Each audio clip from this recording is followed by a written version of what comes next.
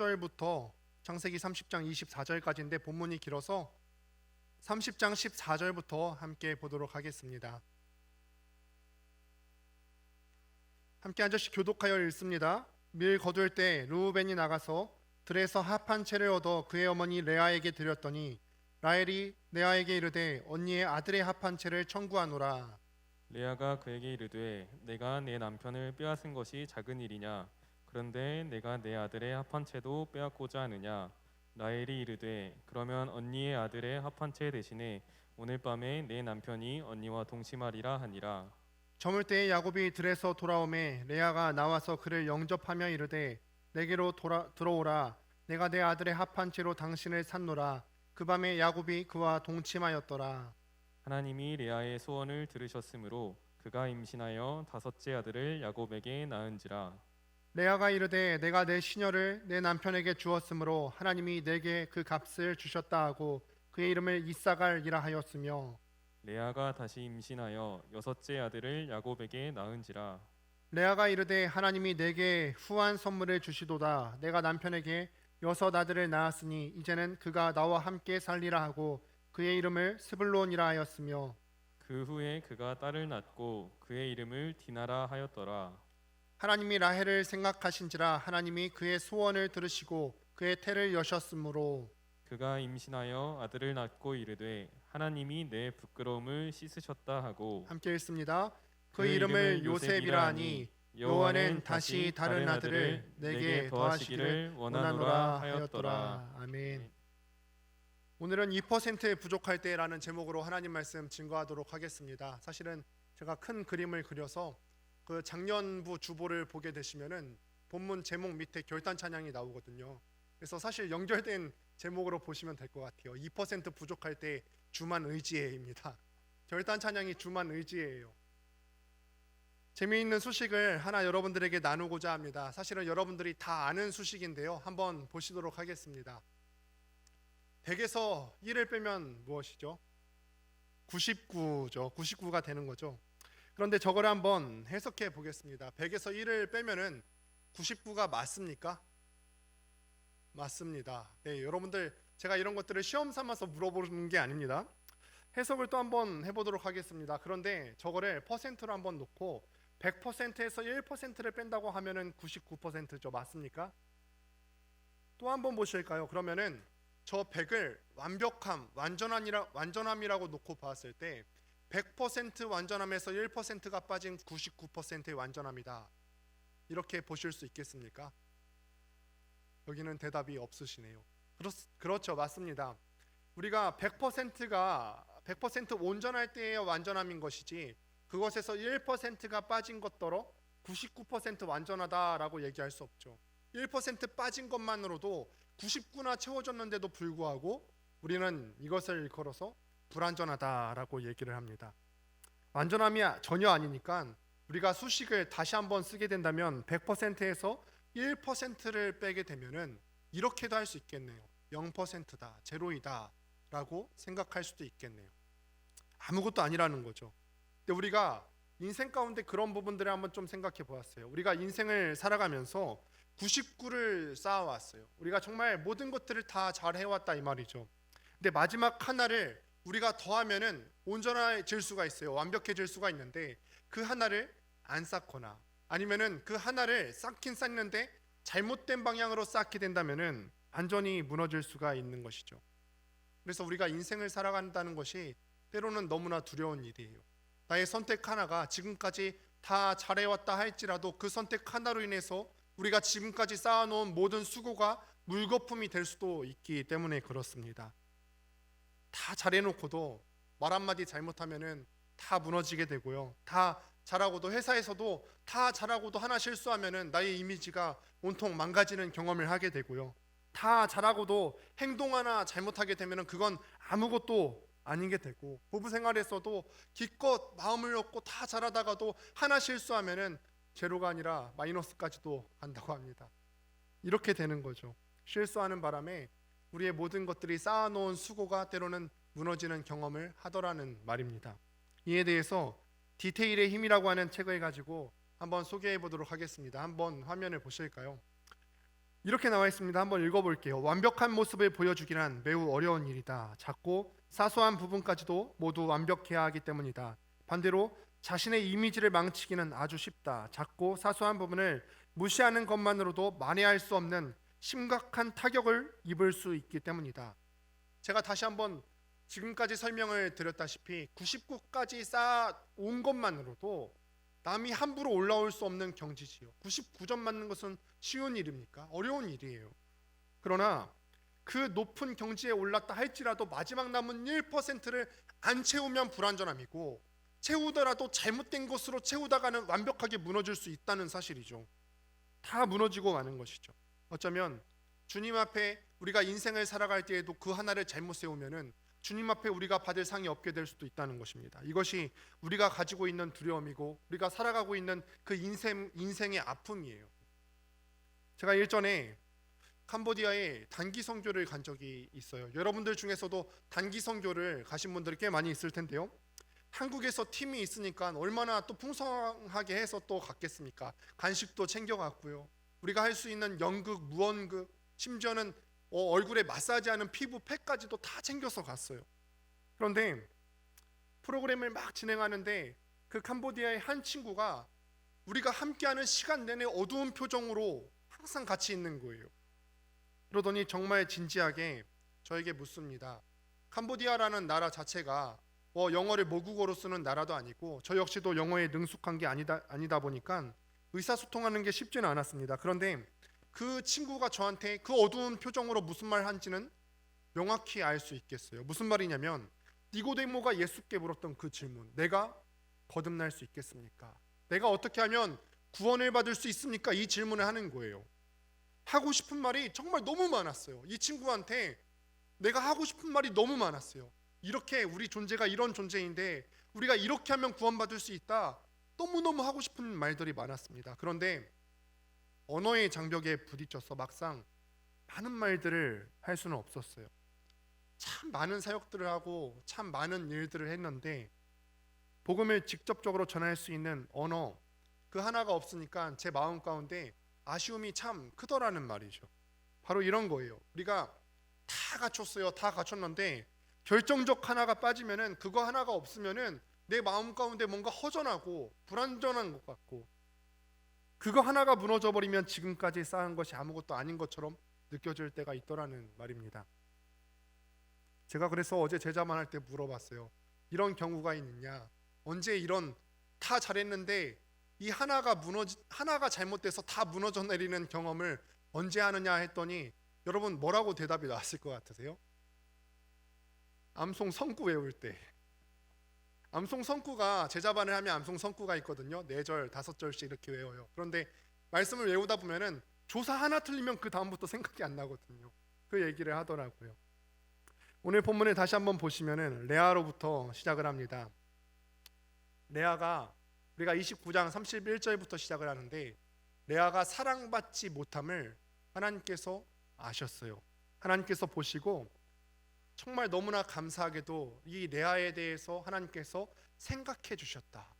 이 말이 너무 감격이에요. 하나님께서 이 미천한 사람, 이 불완전한 사람, 이 사랑받지 못하는 사람을 하나님께서 생각해 주셨어요. 그리고 그에게 아들을 주셨습니다. 무려 아들 넷을 주셨어요. 참 많은 아들을 주셨죠. 원래 레아는 우리가 알기로는 정말 전혀 사랑받지 못하는 여자였습니다.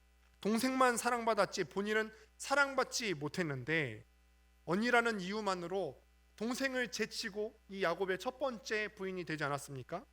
그렇게 아내가 됐지만요, 원래 제가 지난주에 설명을 드리기로는 이 레아가 눈만 예쁜 여자잖아요. 그런데 자기 여동생은 용모가 다 아름답다고 했어요. 사랑받지 못하는 겁니다. 내가 이 눈만 예쁜 거 가지고는 남편에게 사랑을 받을 수가 없어요.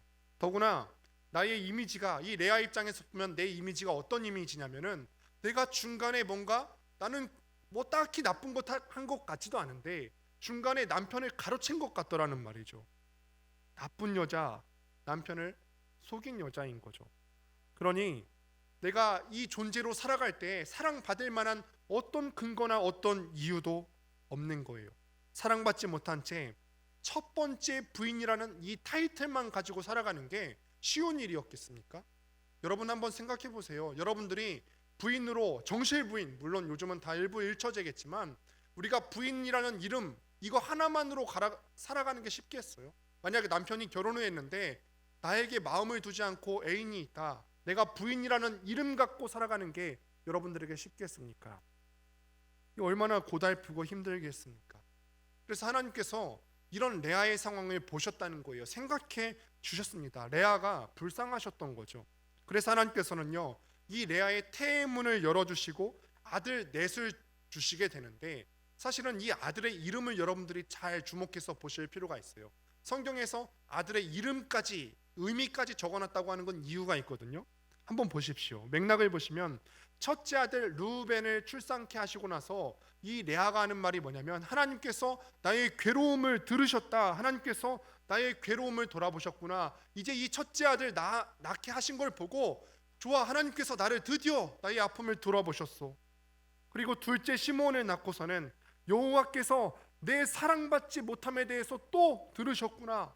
내가 남편에게 사랑받지 못하고 있는데 그 아픔을 남들은 몰라줘도 하나님께서는 알아주시는구나.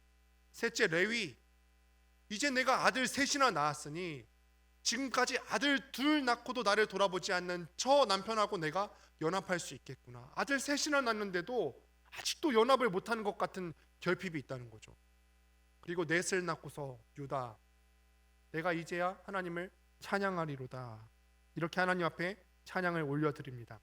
사랑받지 못하는 아내였지만 하나님께서는요, 사랑받을 수 있도록 또 아이를 낳을 수 있도록 태문을 활짝 여셔서 이 레아를 위로하기를 원하시죠. 그런데 다른 인물의 시각으로 한번 옮겨가 보도록 할게요.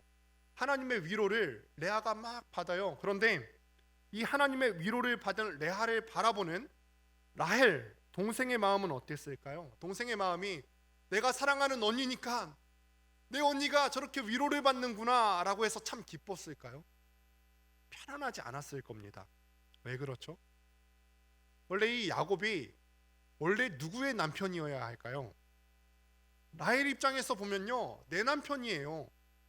야곱이 거짓골을 하고 이 하란 땅으로 처음 왔을 때 거짓골을 했던 그 야곱을 처음 맞아준 사람도 라헬 자신이었고, 처음 물을 주고 처음 편안한 잠자리를 제공해 준 것도 나고, 또 야곱이 7년을 며칠같이 여기면서 노동했던 이유도 나고, 자신과 그 가운데서 눈빛을 교환하면서 내가 7년만 교환하면 난 당신을 데려올 것입니다 약속했던 것도 자신인데, 정작 결혼식 날 당일날 아버지께서 얘기하기를 우리 지방에서는 동생이 언니보다 결혼을 먼저 하는 일이 없다. 네 언니 결혼식이다. 마음이 무너지는 거죠. 그래서 이런 모든 아픔을 겪은 동생이 언니의 위로받음을 바라봤을 때 편한 마음으로 바라봤겠습니까? 언니의 자식들은 보통 여동생의 눈에 봤을 때 예뻐 보이는 법이잖아요. 보통 이모들이 조카를 참 예뻐해요. 저도 여동생이 있지만 고모가 조카를 예뻐하는 것보다 이모가 조카를 훨씬 더 예뻐해요. 근데 라헬이 볼 때요, 레아의 자식들은요 결코 예쁠 수가 없죠. 밉상도 그런 밉상이 없습니다. 더구나 언니가 아이를 낳고 이름 짓는 거 한번 보세요. 이 라헬의 마음을 막 핥히잖아요. 동생이 있는데 내 괴로움을 드디어 들으셨다. 동생도 다 듣는 이름 아니에요? 내가 사랑받지 못하는 거 다 아셨다.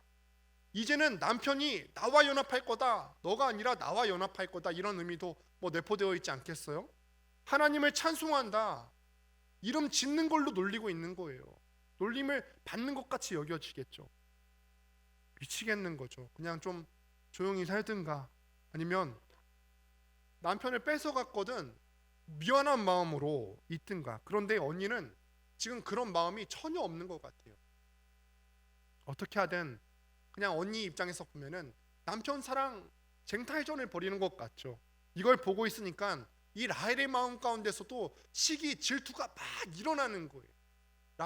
레아도 분명히 남편의 사랑에 대한 결핍이 있었지만, 결핍의 상황이 발생했지만 이 라헬의 입장에서 봤을 때에도 결핍이 있는 거죠.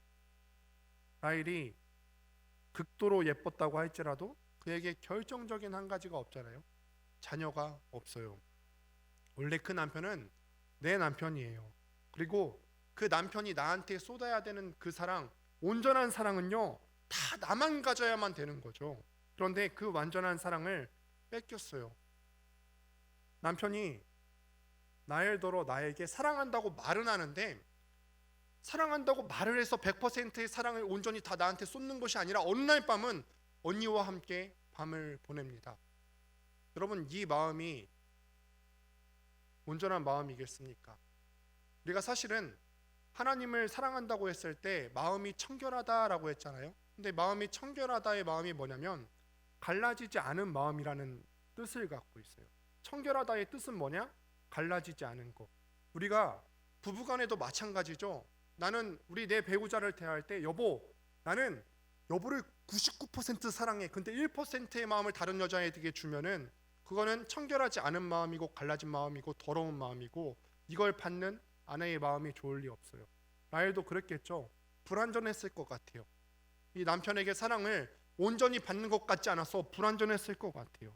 아무것도 라헬에게 남는 게 없는 거죠. 완전하지 않은 사랑이 전혀 아무것도 아닌 것 같이 느껴질 거겠죠. 남편의 사랑도 이제는 못 받는 것 같습니다. 그러니까 남편을 보고 하는 말이 뭐냐면, 내게 자식을 낳게 하라. 내가 지금 자식이 없는데 네 탓이다, 지금 이 말하는 거죠. 여러분, 우리 한번 사실적으로 한번 따져볼까요? 자식 못 낳는 거 누구 책임이죠? 만약에 야곱의 책임으로 돌릴 것 같으면은, 야곱의 탓이 문제가 있을 것 같다면 레어로부터 아들 렛도 못 낳았겠죠. 그렇다고 라헬 탓도 아닐 것 같습니다. 라헬이 지금 결핍의 상황을 다른 데로, 엄한 데로 돌리고 있는 거예요. 성경은 시편에서 말씀하시기를 하나님께서 주시는 거라고 했어요. 자식은 하나님께서 주시는 것이고 하나님의 뜻에 따라서 정해지는 것이지 사람이 어떻게 할 수 있는 문제가 아니에요. 그런데 라헬은 시기 질투가 나니까 들어오는 남편을 보니까 막 잔소리를 하는 거예요. 자식이 있고 없고는 하나님께서 해주실 문제인데 남편 네가 어떻게 좀 해봐, 이렇게 말하는 거죠. 여러분, 다시 한번 형제들에게 묻습니다. 여러분이 야곱이라면 라헬이 극도로 예쁘니까 어떤 소리를 해도 다 들어주실 수 있을 것 같으십니까? 그렇지 않을 것 같아요. 라헬을 보면은 처음부터 끝까지 그의 인생을 보면 격이 없잖아요. 격. 신앙에 품위가 없어요. 우리가 여기 있는 사람들이라고 해서 다 똑같은 사람이 아니라는 걸 아셔야 돼요. 어떤 분들은 정말 신앙의 격을 드러내며 사는 사람이 있는가 하면, 똑같은 연령대에도 어떤 사람들은 그 신앙의 격이 없는 사람들이 있다는 사실을 여러분들이 아셔야 됩니다. 격이 없어요. 라헬이 아이를 못 가지는 것은요, 야곱 때문이 아니죠. 라헬 자신이 가진 한계고 또 자신을 향하신 하나님의 섭리일 뿐이잖아요. 그러나 야곱에게 그렇게 대꾸하죠. 야곱도 화가 많이 났습니다. 그래서 이렇게 대답합니다. 당신이 아이를 못 낳는 것이 나 때문이냐? 나더러 하나님을 대신하라는 거냐? 하고 얘기를 하죠. 7년을 며칠같이 여겼던, 전체 기간을 합하면 14년을 며칠같이 여겼던 이 사랑도 이 화내는 것을 못 견디나 봅니다. 야곱이 화를 내면서 하나님을 들먹입니다. 부부싸움 하는데 왜 하나님 이름이 나와야 하죠? 자기들끼리 싸우는데 왜 감히 하나님을 들먹거립니까? 간혹 이런 경우들이 있어요. 가정에서 부부가 교회와 하나님 얘기하다가 싸워요.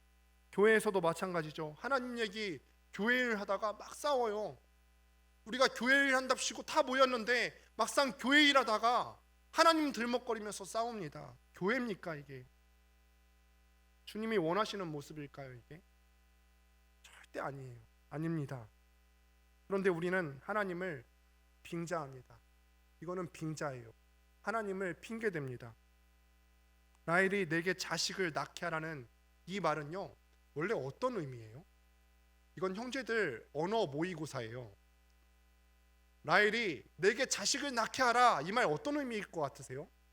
정말 나더러 어떻게 좀 너 잘못이다, 좀 자식을 낳게 해달라, 이런 말일까요? 라헬도 알죠. 남편에게 문제가 있어서 자식을 못 낳는 상황이 아니라는 사실을 라헬이 알아요. 그러니 이 말의 의미가 뭡니까? 여성들, 이 라헬이라는 여성의 이 마음에 공감하려면 야곱에게서 어떤 말이 나와야 되겠어요? 라헬은 이 말이죠. 언니가 아이를 넷이나 낳지 않았습니까? 이제 언니에게 가지 말고 나한테 밤마다 나에게로 좀 와주세요. 나에게 이런 공허함이 있고 나에게 이런 부족함이 있고 결핍이 있으니까 나에게로 좀 와주세요. 이런 의미 아니겠습니까? 그렇게 하루를 보내고 또 열흘을 보내고 1년을 보내다 보면은 나도 언젠가는 아이 낳지 않겠습니까? 그러니까 이제는 언니에게 가지 말고 제발 나에게 좀 집중 좀 해주세요. 이런 간절한 부탁인 거죠. 그거를 그렇게 사랑한다던 야곱도 이해를 못하고 하나님 운운하며 버럭버럭 대꾸하며 싸웁니다. 인간의 사랑은 이렇게 한계가 많습니다. 마음 하나 14년 동안을 일했는데도 불구하고 이 여인의 마음 하나도 못 헤아려 줍니다. 그 속에 도대체 이 자매의 마음 가운데 어떤 아픔이 있어서 어떤 간절함이 있어서 이 말을 내게 하는지 야곱이 못 알아차리는 거죠. 사랑받는 여자 같으나 사실은 사랑 못 받고 있었던 여자였던 것입니다. 아무것도 라헬에게도 남은 것이 없어요. 가장 중요한 하나가 빠지니까 이 라헬의 삶 가운데서도 문제가 생긴 거죠. 그런데 여기서 우리가 한 가지 생각할 게 있지 않습니까? 왜 아버지 이삭과 아들 야곱의 반응이 똑같은 상황 앞에서 이렇게 다를까요? 우리가 창세기 25장 1절을 한번 보도록 하겠습니다. 화면을 창세기 25장 21절입니다. 함께 읽습니다. 시작. 이삭이 그의 아내가 임신하지 못함으로 그를 위하여 여호와께 간구하매 여호와께서 그의 간구를 들으셨으므로 그의 아내 리브가가 임신하였더니 25장 21절 방금 읽은 이 말씀을 보면은 똑같이 아내가 임신하지 못하는 상황, 아빠 이삭이 리브가가 임신하지 못함을 보고 여호와께 간구했다라고 기록을 합니다.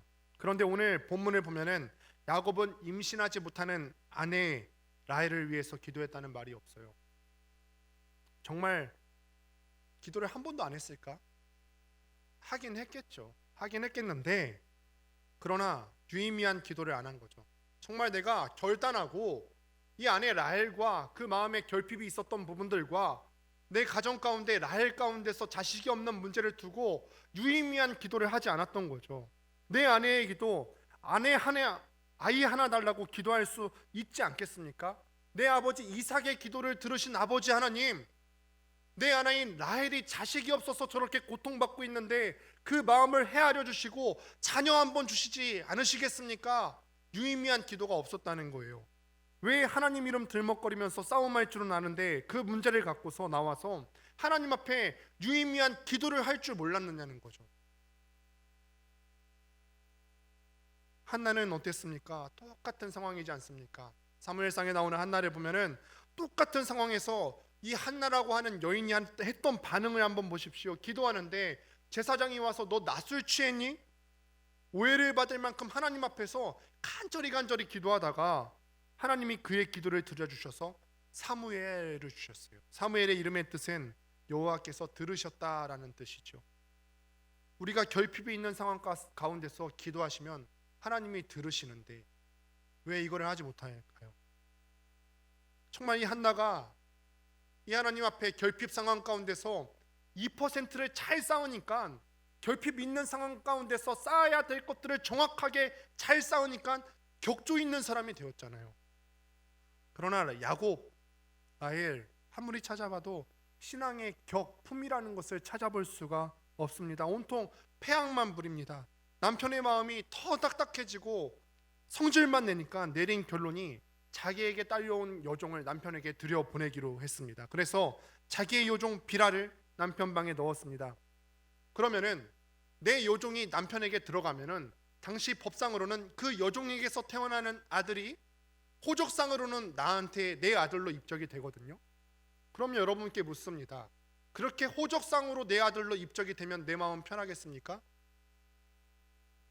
법적으로는 그렇게 낳은 아이가 내 아이 된다 하더라도 그날 밤 마음이 편했겠습니까? 자기 인생을 한탄했을 수도 있을 것 같아요. 왜 나에게는 직접적으로 이 아이를 안 주셔서 이런 마음의 아픔을 겪게 하실까? 그래서 아이를 낳고서 지은 이름이 단, 납달리. 단의 이름은 뜻은 뭐냐면 여호와께서 내 억울함을 아신다. 내 여종 들여보내면서 아들을 얻어서 그 아들이 내 호적에 입적할 수 있는데 여전히 억울한 거예요. 내 억울함을 여호와께서 아신다. 납달리, 내가 언니와 경쟁하여서 크게 이겼다. 라헬의 마음속에 무엇이 있다고요? 사랑받고 있는 사람의 어떤 여유로운 태도가 아니라 라헬이 둘째 아들을 낳고 이름의 뜻을 뭐라고 했다고요? 납달리, 언니와 경쟁해서 크게 이겼다. 마음속에 시기와 질투가 가득한 거예요. 큰 아들을 낳고도 둘째 아들을 낳고도 해소가 안 되는 것입니다. 이게 내게 아닌 것 같은 거죠. 그래서 그저 아들 낳고도, 그럼 집안에 큰 경사가 난 건데 그저 하고 싶은 말이 이거예요. 내가 언니 이겼다. 이것만 내세우고 싶은 거죠. 그냥 내가 언니를 이겼다는 말만 계속 하고 싶은 거예요. 이걸 보고 있는 레아도 또 긴장이 됩니다. 지금까지 아들 넷을 낳았으면서도 긴장이 된 거죠. 그래서 자기 여종 실바를 남편에게 또한 들여보냅니다. 그 실바도 아들 둘을 잘 낳았습니다. 그래서 이 야곱이 지금까지 8 아들을 낳았어요. 놀랍죠. 아들 둘만 낳아도 힘든데, 셋이면 진짜 힘든데 8이라뇨. 아들 8을 낳았으니까 꽤 시간이 흘렀어요.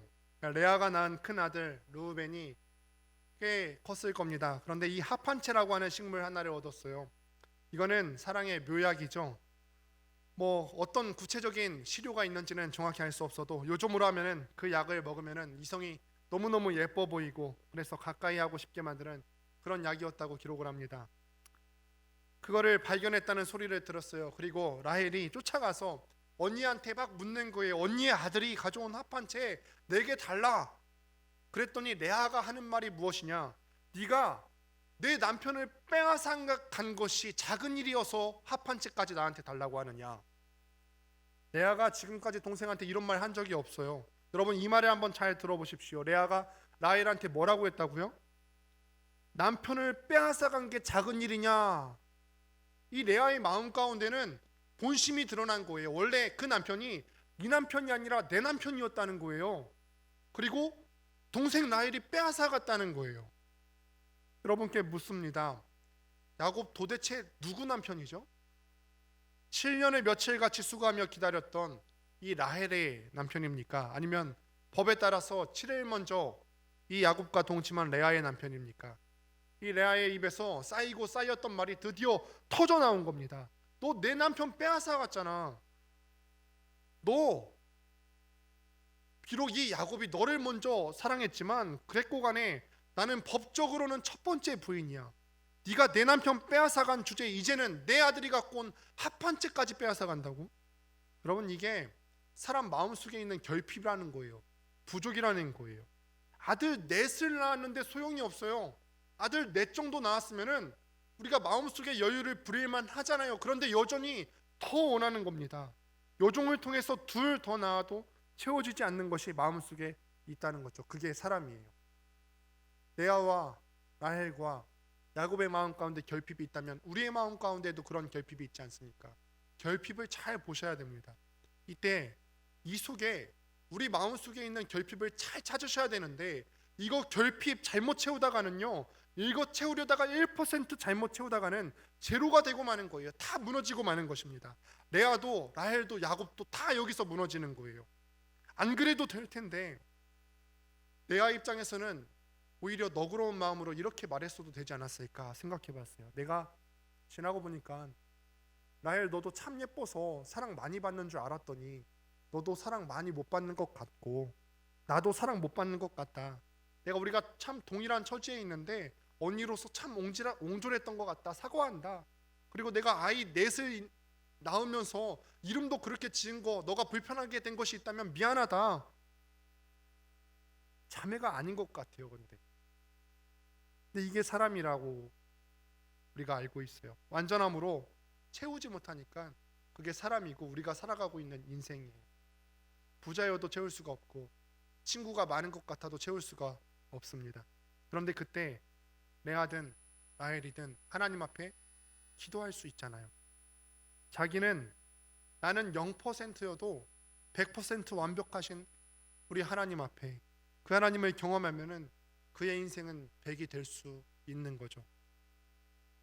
레아도 라헬도 다 그걸 안 합니다. 야곱도 안 합니다. 왜 이렇게 자꾸 우리의 인생이 무너지는 것일까? 왜 하나님 앞에 우리가 나아가지 못하는 것일까요? 결국 8아들을 낳은 이후에 하나님께서 라헬을 생각하셨다 또 기록을 해요.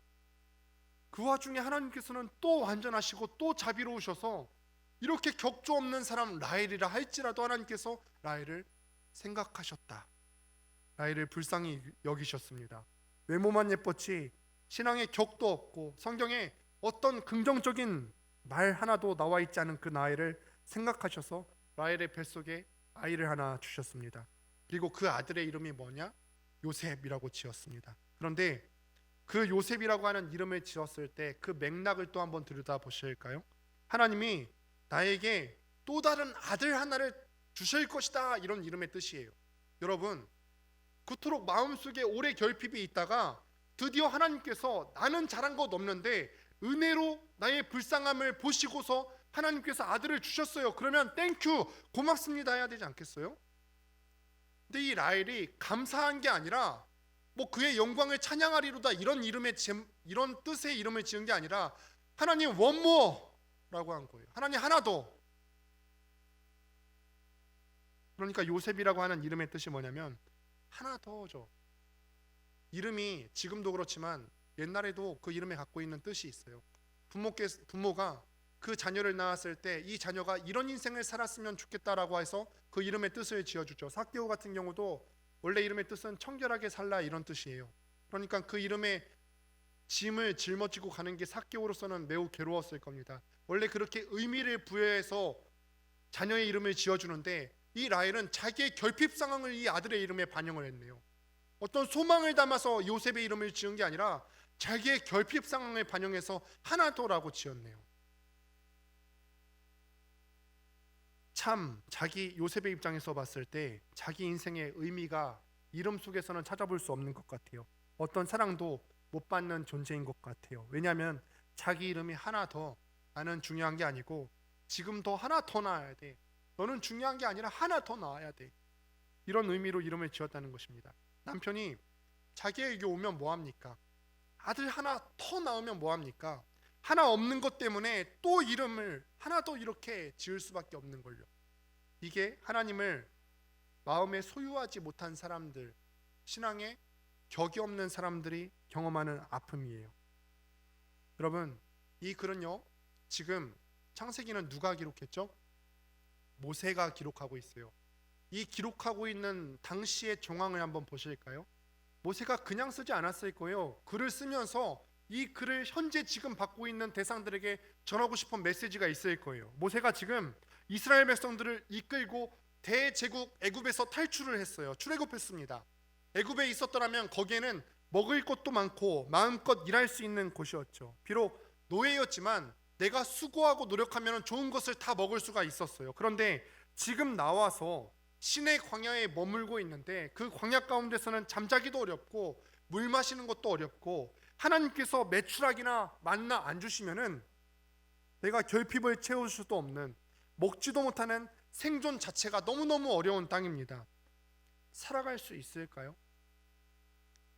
옛 생각, 예전에 풍족하게 지냈던 것들 왜 생각이 나지 않았겠습니까? 가나안에 앞으로 가나안 땅에 들어간다고 하는데 그 가나안 땅 가운데 젖과 꿀이 흐르는 땅에 들어간다고 하는데 도대체 이 땅은 언제 들어가는 거예요? 그러니까 우리가 이렇게 볼 수 있죠. 과거에는 과거 가운데서 나한테 있었는데 지금 없으면 없는 거고 앞으로도 있을 거예요. 또 지금 없으면 나한테는 아무것도 없는 거예요. 그게 지금 이스라엘이 경험하고 있는 아픔이고 두려움인 거죠.